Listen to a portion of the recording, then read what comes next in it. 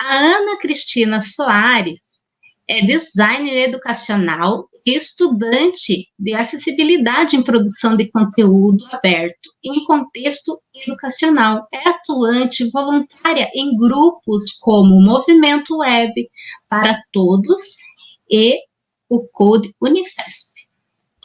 Ana Cristina, é com você. Obrigada, Mari.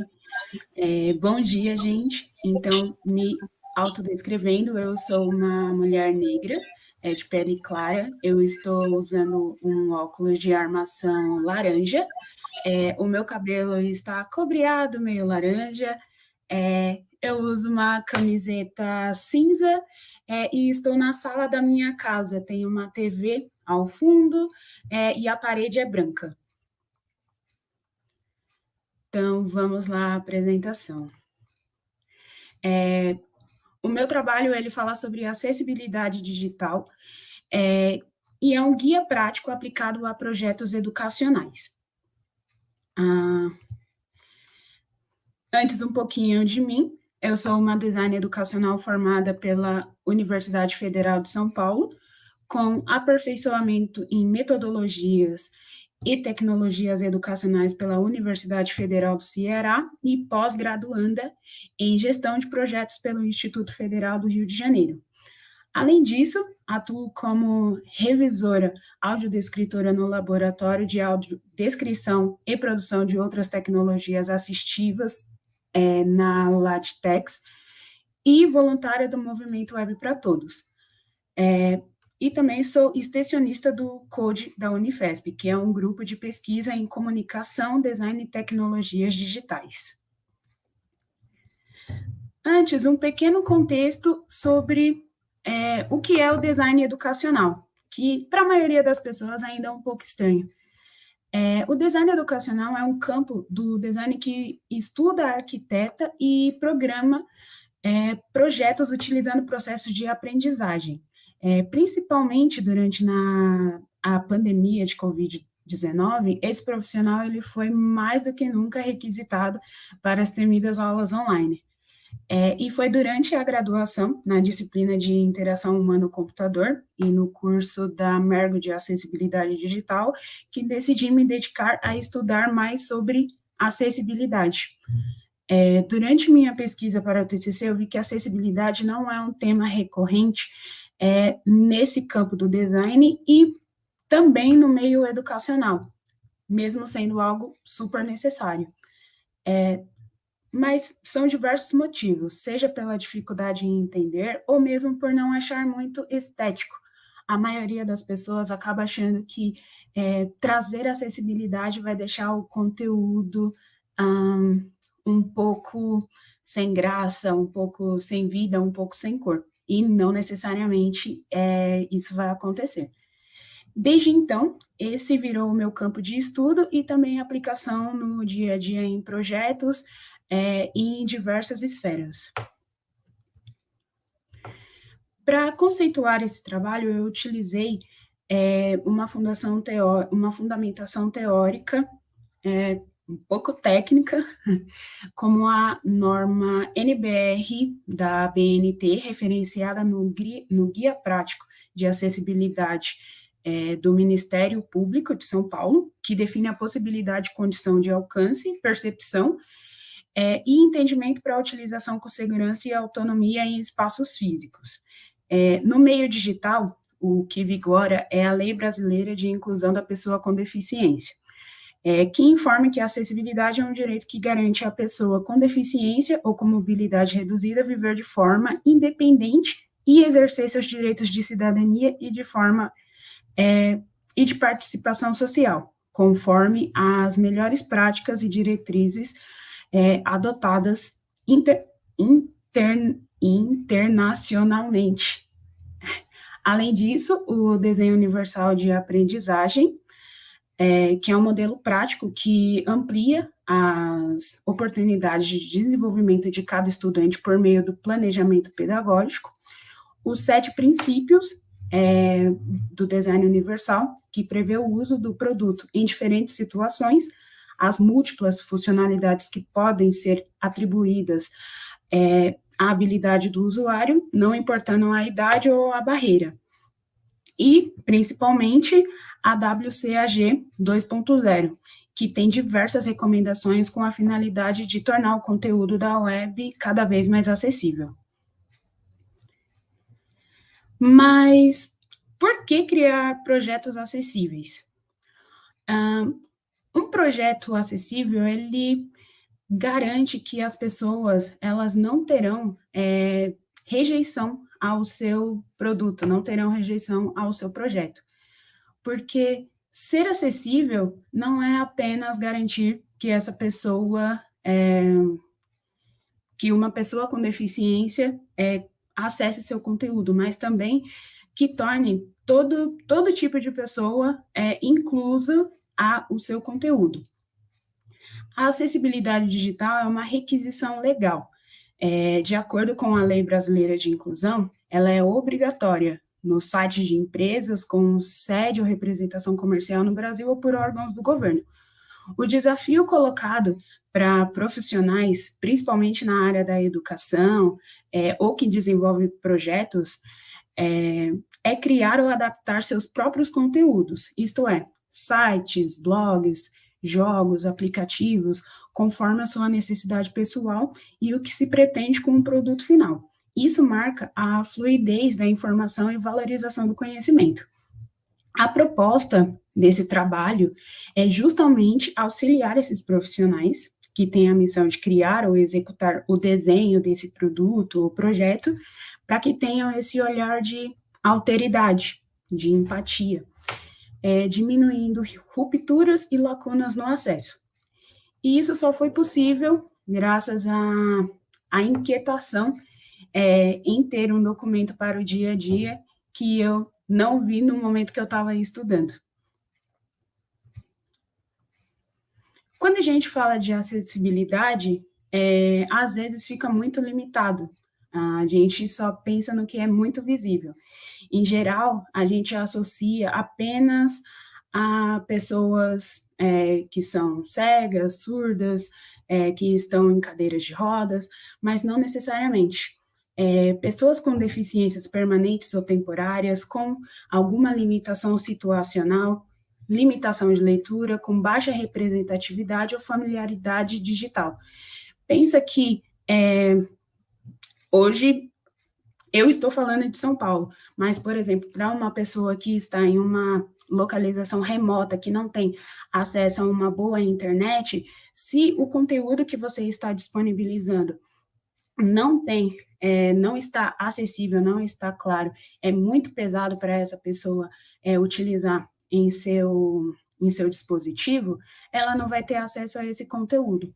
Ou seja, o que poderia ser prático, que poderia possibilitar a ela ter acesso a determinado aprendizado, a determinado conteúdo, acaba criando uma barreira justamente por não ter um site que foi desenhado pensando nessa limitação.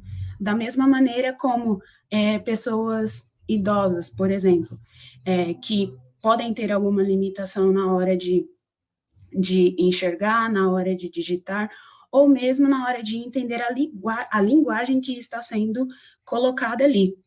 Por isso é importante, na hora que esses produtos, desses projetos estão sendo desenvolvidos,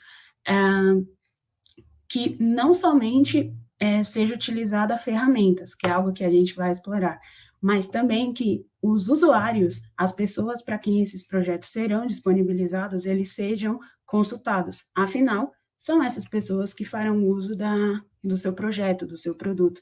Nada mais justo que eles façam parte desse projeto de pesquisa, desse projeto de apuração, para saber se realmente o que você está produzindo está fazendo sentido ou se só vai criar mais uma barreira, vai criar mais uma lacuna para essas pessoas. Alguns recursos que devem ser notados no momento da produção do seu projeto e conteúdo. O áudio. Todo áudio apresentado deve conter legenda ou descrição completa, controles, textos, alternativo e libras, como está acontecendo nessa apresentação.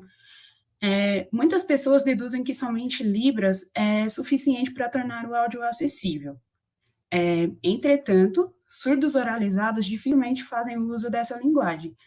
Pode ser que sim, eles tenham o uso da Libras, mas pode ser que não. Então, é importante também pensar nesse público. Por isso, é importante entender o público do seu projeto para a aplicação correta das diretrizes de acessibilidade. O contraste. Tudo que tiver indicado por cores precisa ter uma forma secundária para ser distinguido. Se você tiver uma boa visão, é fácil presumir que todos percebem as cores ou a legibilidade do texto da mesma forma que você, mas é claro que não é o caso. Por exemplo, não se deve escrever use o botão verde se concordar ou vermelho se não concordar.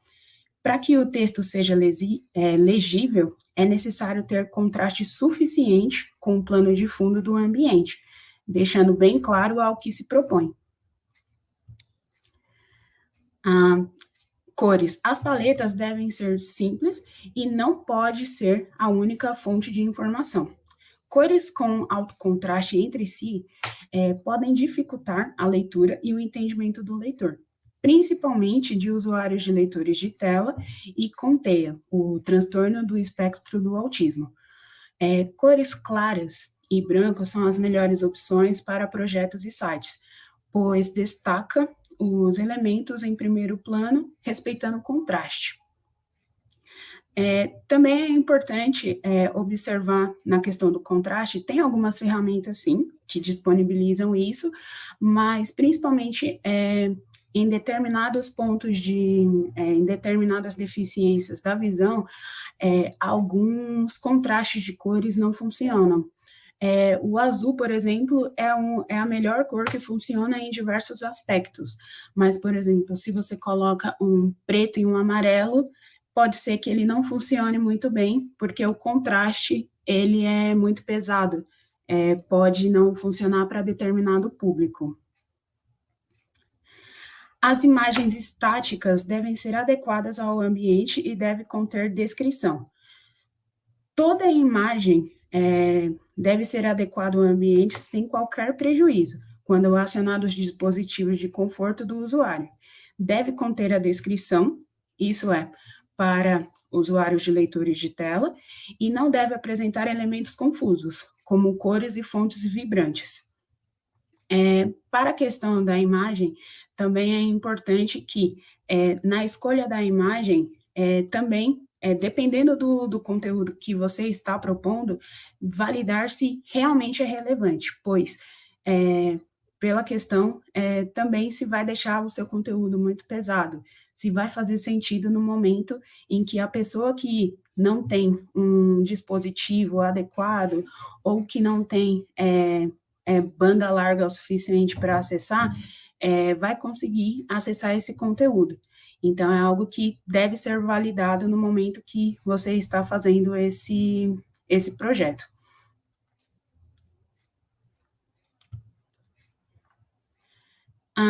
O modo escuro e o modo claro.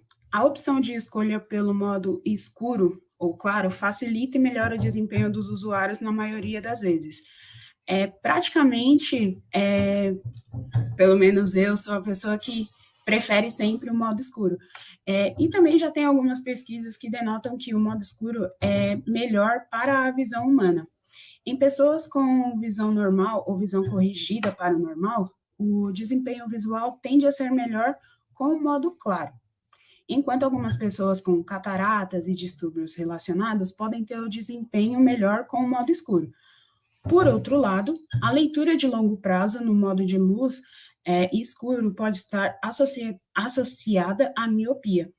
Então, isso também é algo que deve estar disponível para o usuário. Você deixa essas opções para que ele escolha e assim ele decide se ele vai acessar o seu conteúdo no modo escuro ou no modo claro.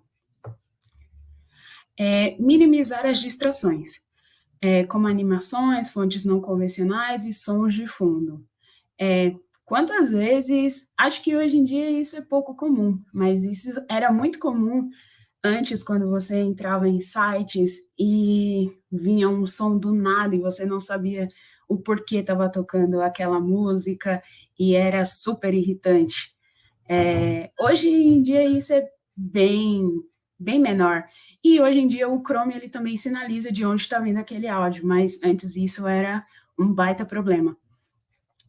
A compatibilidade de símbolos, elementos e padrões de interação com o mundo real também foi uma recomendação identificada em trabalhos de diferentes naturezas voltadas para essas distrações. Então, minimizar ameaças e distrações, como essas animações, sons de fundo, oferecem também opções para suprimir tais conteúdos, pois assim o seu conteúdo ele ficará mais próximo com facilidade de pessoas que têm autismo ou têm TDA, que é o transtorno de déficit de atenção. Algumas dicas para utilização em projetos em AVA, que para quem não é do ambiente acadêmico, é um ambiente virtual de aprendizagem, sites ou blogs acadêmicos. Sim, para quem não está na faculdade, blogs acadêmicos ainda são muito utilizados. É importante que tenha cor da fonte, habilite a funcionalidade que permita a mudança de cor da fonte, com opção em preto e branco e com destaques em tamanhos diferentes, itálico e negrito. A navegação, ela precisa ser simples, consistente e com opções de acesso, como barra de busca e menu estruturado. Página inicial, o sair e voltar, o cancelar e o campo de ajuda. O alerta de erro. É importante que tenha esse alerta de erro para que seja detectado automaticamente quando o usuário ele cometer alguma ação que não deveria ser feita. Por exemplo, se ele escreve num campo de letras, números. E isso deve ser identificado. No momento que essa mensagem surgir, a identificação do erro deve ser exatamente mostrada para o usuário para que ele possa corrigir. Esse texto deve ser descrito. O zoom, ele deve atingir até 200%, garantindo que o ambiente permaneça responsivo e mantendo a legibilidade e a apresentação dos elementos sem qualquer prejuízo, independente do dispositivo. A personalização de funcionalidades. Isto é, alterar a preferência e ordem dos elementos para manter o foco e o conforto do usuário ao seu gosto. E os botões funcionais devem executar as ações específicas no ambiente. Algumas ferramentas de verificação para saber se o seu projeto está realmente acessível.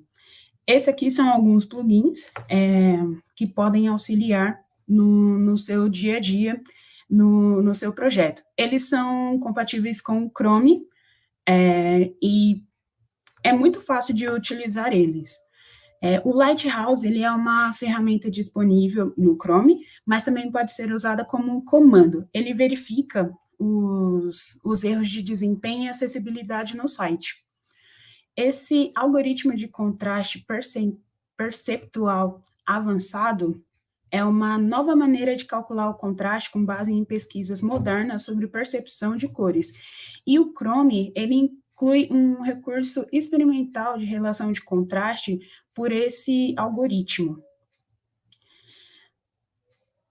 Esse Emulate Vision Deficiency é um recurso do Chrome para emular deficiências de visão. Ou seja, ele permite emular deficiência de cores, por exemplo, para saber não só, por exemplo, se tem algum problema em vermelho, em rosa, tem vários tipos de deficiência relacionada a isso. O Color Contrast Analyzer, ele é uma extensão que permite realizar simulações para corrigir o contraste de cores. E o XDev Tools é uma extensão que utiliza aprendizado de máquina e acessibilidade que realiza a varredura total ou parcial da página e, em seguida, produz e salva relatórios abrangentes, destacando áreas para otimização. Esses daqui são alguns portais.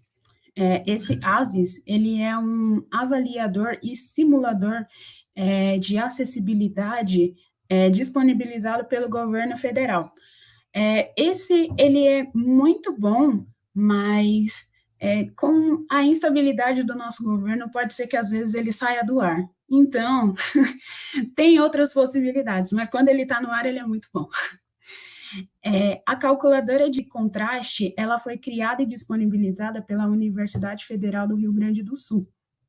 E para garantir o bom contraste entre a fonte utilizada e o plano de fundo do ambiente, você pode jogar lá o site e aí ele faz todo esse cálculo para verificar como que está disposto o que está inserido no seu site, projeto. E o Acesse.org, ele escaneia o site e classifica quais diretrizes estão aplicadas corretamente. Mas mais importante do que usar essas ferramentas é interagir com pessoas que utilizarão o seu projeto, como eu disse lá atrás. Isso pessoas que de fato usam leitor de tela, pessoas que tenham deficiência auditiva, que tenha autismo, que tenha TDA e que tenha qualquer tipo de limitação, que sejam idosos, porque aí sim você vai saber como que o seu produto vai realmente fazer sentido para essas pessoas e não somente com essas ferramentas de verificação. As ferramentas, sim, elas são boas, elas ajudam no dia a dia, mas nada melhor do que ter o feedback de pessoas que, de fato, podem trazer essas referências para a gente.